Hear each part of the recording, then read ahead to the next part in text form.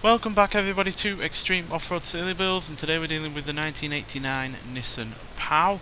So this has 1,265 horsepower, 1,088 pounds-feet of torque from a 7.4 litre twin turbocharged V8 engine.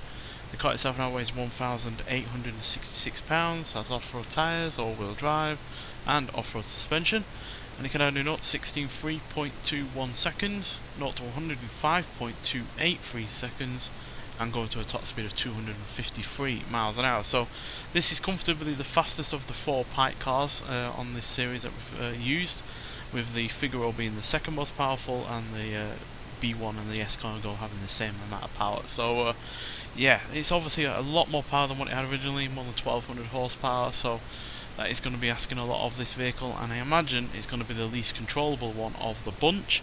Although it's not the heaviest, as the Figaro and the S-Cargo I do believe were heavier than this. But yeah, still, the B1 is still the fastest of the 4 Pike cars, so whether or not this can do any better we'll have to see. The Figaro is the second fastest and the S-Cargo is currently the slowest. So yeah, stat wise it's all fairly good apart from the handling, which is on the low side of things. And that's a big concern, is that it's just not going to be controllable enough. But at least it's got good brakes, really got good acceleration launch, and fairly decent off-road capability as well. So yeah, it's all going to come down to control at the end of the day with this, because it's mighty powerful. It's comfortably the quickest in terms of 0 to 60 time, as you'd expect, given it's got the most amount of power. But at the end of the day, having a lot of power does not mean anything at all if you can't control the vehicle and you can't put that power down. You might well have 1265 horsepower, but whether or not that is actually being transferred to the surface that we're on is another matter entirely. Am I zoomed out slightly? Yeah, sorry about that. Got a bit of loss of time there.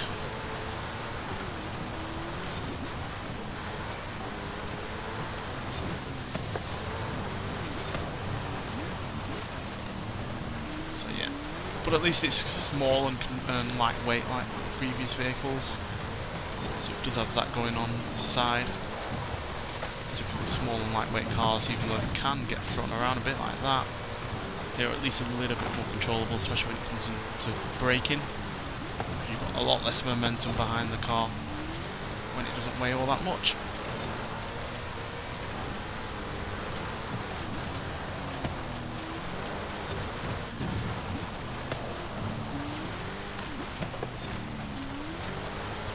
Quite agile as well, thankfully.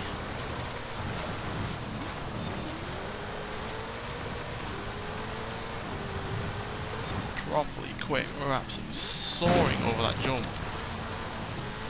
Basically didn't even use any of that part there. So for now it is being mostly controllable, so it's a positive sign.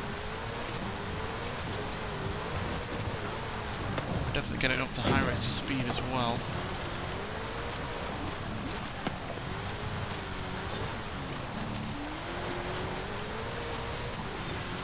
So about whether or not the average speed is going to be all that fast, or whether or not we're just getting spits and spurts of high speed and then being really rather slow elsewhere.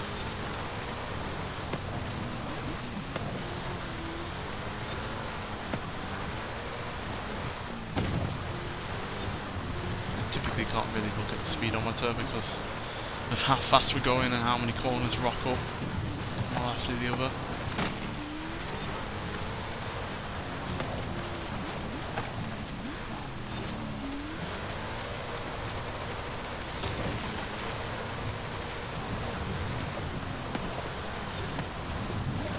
It does feel fairly fast though. Had no stability issues either, considering how small it is, how narrow it is at the same time. So we're doing about 150 down there, I saw that, so that's fairly quick for that section.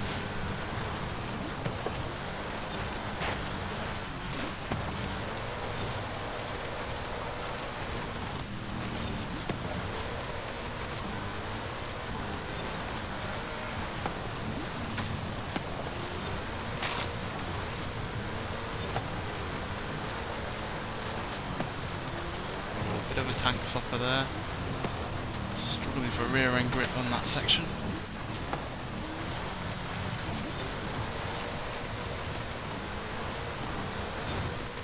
we're not going to be the fastest of the Pike cars, but we're not going to be the slowest either, but yeah, for whatever reason we just haven't been able to be as quick as the Figaro or the B1 with a time of 3 minutes 24.888 seconds.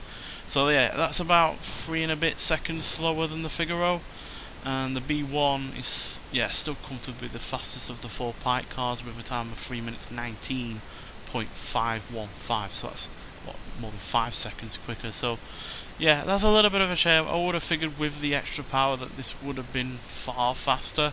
And it is far faster than the S-Car Go, for instance, because it's nearly 6 seconds quicker than, well, no, actually, yeah, just under 6 seconds slower than that, quicker than that car. So we are quicker than that one, same year as this and all, but yeah. And we are also quicker than the Nissan Stagia RS4V, but we're slower than the Nissan Sentra Nismo, which means we're the 9th fastest Nissan that we've had out of 12. So yeah, far from the top of the leaderboard there in terms of the manufacturer. And in comparison to other cars, well, we are slightly quicker than Audi RS6 Avant, as well as a Jeep Wrangler Sahara, a GMC Jimmy, other off-road vehicles like a Subaru Brat GL, Sierra Car 700R, a Mitsubishi Montero Evolution, and a Ford Bronco Raptor from 2022. But yeah, by no means the fastest that we've had, and yeah, that's a little bit of a shame because obviously it did have a lot of power. It's not the heaviest of the 4 Pike cars, and it did feel quite quick, but who knows, maybe it just wasn't able to really put all of that power down, and the odd instance of the car had been a little bit of a pain to handle, also maybe slowed it down as well. So yeah, but regardless, still pretty quick, and it was really rather fun to drive as well, because like I said, it was fairly fast-paced, but clearly not fast-paced enough to beat the likes of the Figaro or the B1. Nonetheless, so thank you for watching, and I'll see you in the next one. Bye.